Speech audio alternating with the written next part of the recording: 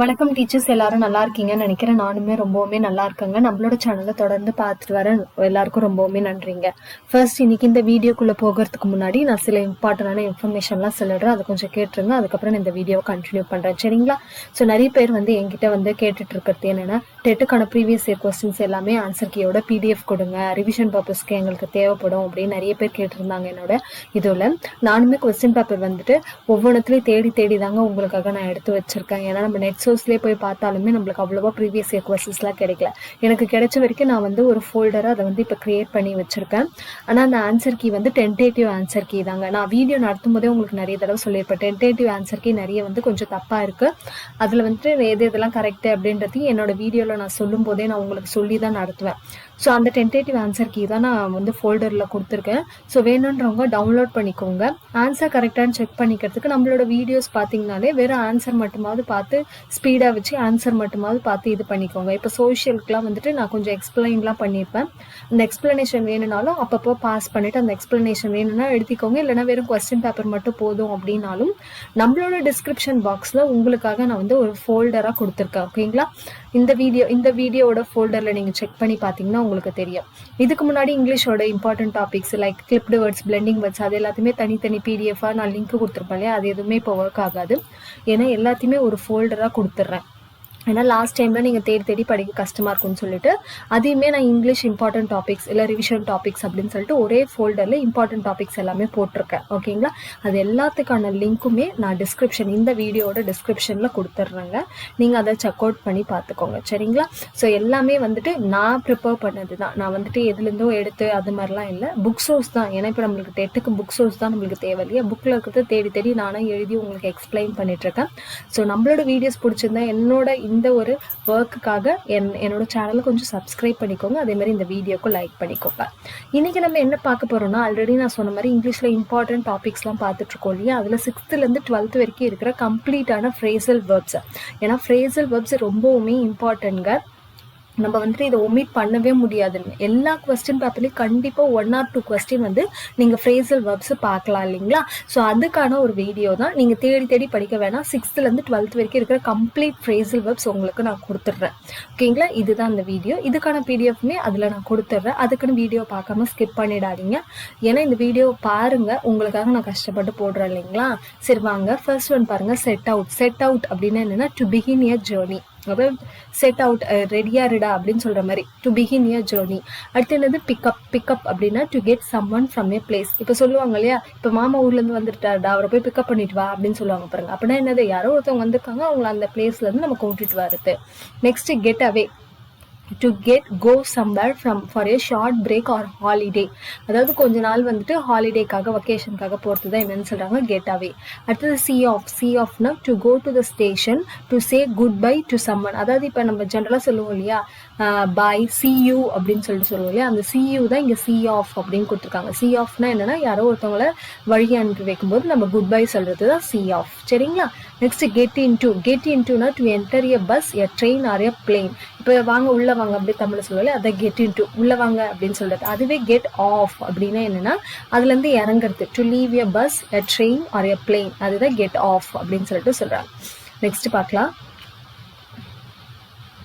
Fight or flight அப்படின்னா என்னன்னா, to defend oneself or to run away, ஓகேங்களா? Run அவே, ஒரு விஷயத்துல இருந்து ரன் அவே ஆகுறது தான் என்னன்னு சொல்றாங்கன்னா ஃபிளைட் அப்படின்னு சொல்லிட்டு சொல்றாங்க.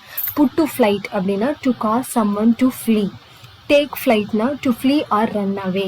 ஃப்ளைட் ஆஃப் ஃபேன்சி அப்படின்னா an imaginative but unrealistic idea. ஒரு அன்ரியலிஸ்டிக் ஐடியா, கற்பனையான ஒரு ஐடியான்னு சொல்லுவாங்க இல்லையா? அது நடக்கிறதுக்கு சான்ஸே இல்லை அப்படின்னும் போது அதுதான். இப்போ எனக்கு ஒரு 1 கோடி ரூபாய் விழுந்துச்சுரா லாட்ரியிலன்னு சொல்கிறோம் இல்லையா? அது நடக்கவே நடக்காது, ஆனால் இது என்னோட கற்பனை இல்லையா? அந்த மாதிரியான விஷயம் தான் ஃப்ளைட் ஆஃப் ஃபேன்சி அப்படின்னு சொல்கிறது.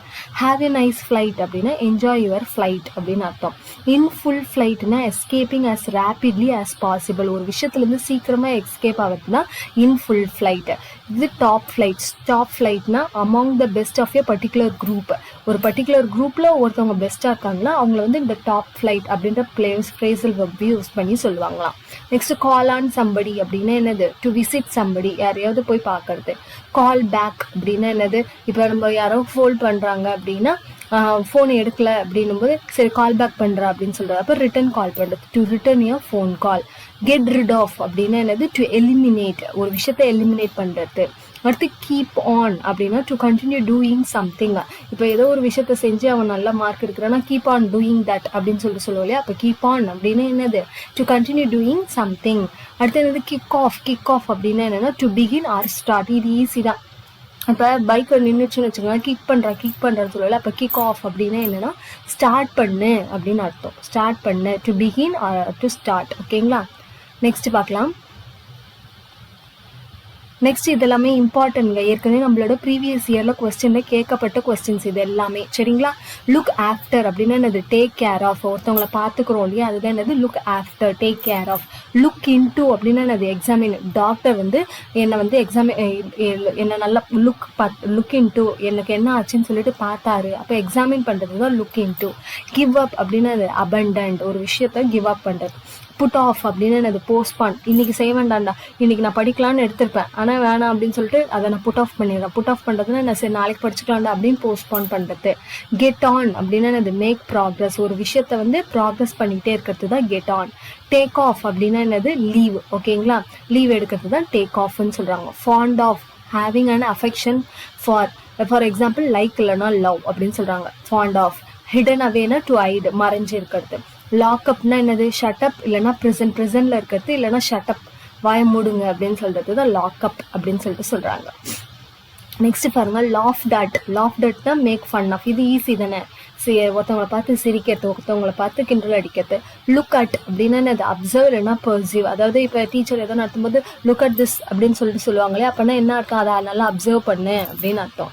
நெக்ஸ்ட் பிரிங் அப் அப்படின்னா என்னது, டெவலப் இல்லைனா ரியர் இல்லைனா எஜுகேட். ஓகேங்களா, டெவலப் பண்ணிக்கிறது, bring up, develop. Gave up அப்படின்னா என்னது, அபண்டன், குவிட் இல்லைனா ஸ்டாப் பண்ணுறது. அதாவது அவன் வந்து ஒரு விஷயத்த பண்ணிட்டே இருந்தான், அப்புறம் அவன் கிவ் அப் பண்ணிட்டு வேற விஷயத்துக்கு போயிட்டான். அப்போ கிவ் அப் பண்ணுறது இல்லை, கிவ் அப்போட பாஸ் ஃபார்ம் தான் கேவ் இல்லையா. அப்படின்னா என்ன அர்த்தம், அந்த விஷயத்த ஸ்டாப் பண்ணிட்டு வேணாம் இல்லைன்னா இந்த விஷயம் வேணான்னு குவிட் பண்ணிட்டு போறது.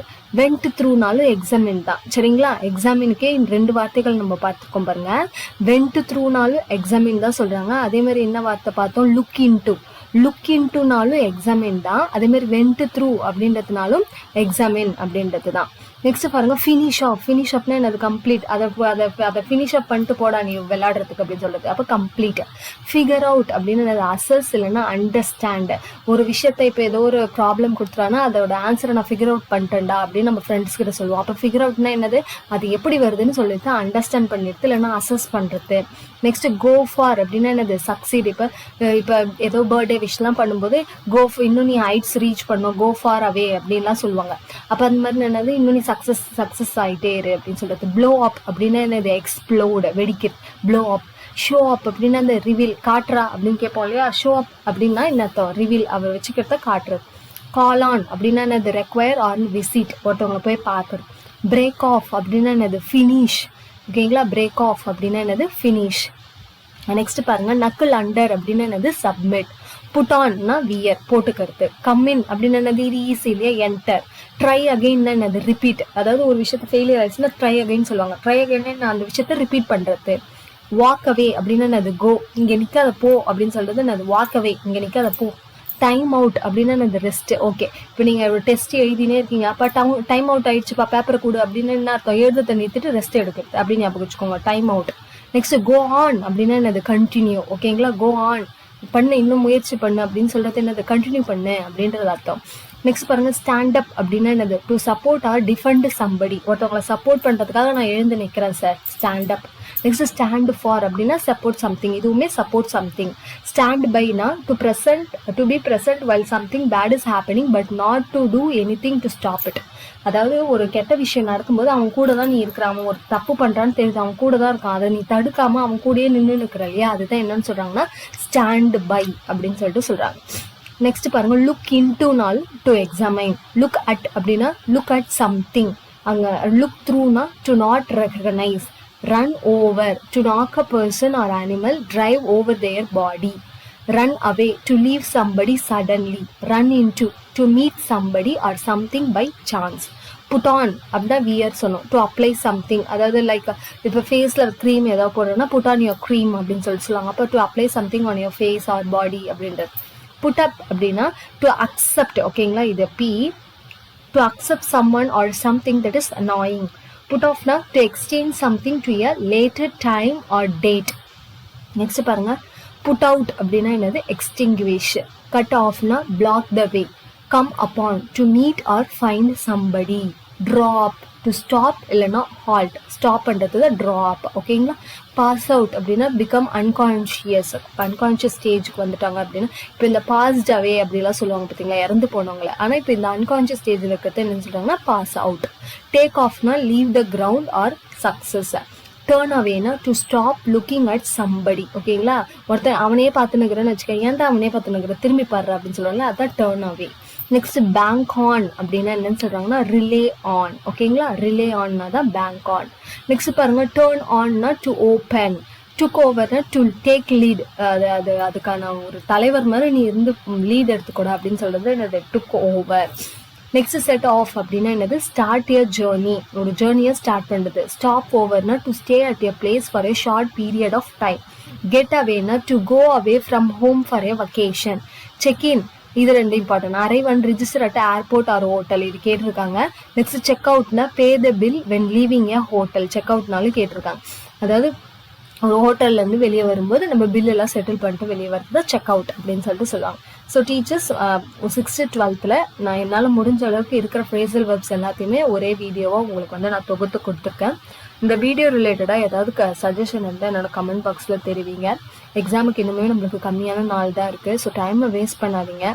இது ஏற்கனவே படிச்சிருக்கீங்கன்னா அதெல்லாம் டெய்லி ரிவைஸ் பண்ணிகிட்டே இருங்க. புதுசாக எதுவும் படிக்கிறேன் அப்படின்னு சொல்லிட்டு பழசை ரிவைஸ் பண்ணாமல் விட்டுறாதீங்க. புதுசாக படிக்க வேணாம்னு நான் சொல்லலை, ஆனால் பழசையும் கொஞ்சம் ரிவிஷன் பண்ணிக்கோங்க. ஸோ நம்மளோட சேனல் பிடிச்சிருந்தா கண்டிப்பாக சப்ஸ்கிரைப் பண்ணிக்கோங்க. தேங்க்யூ ஃபார் வாட்சிங்.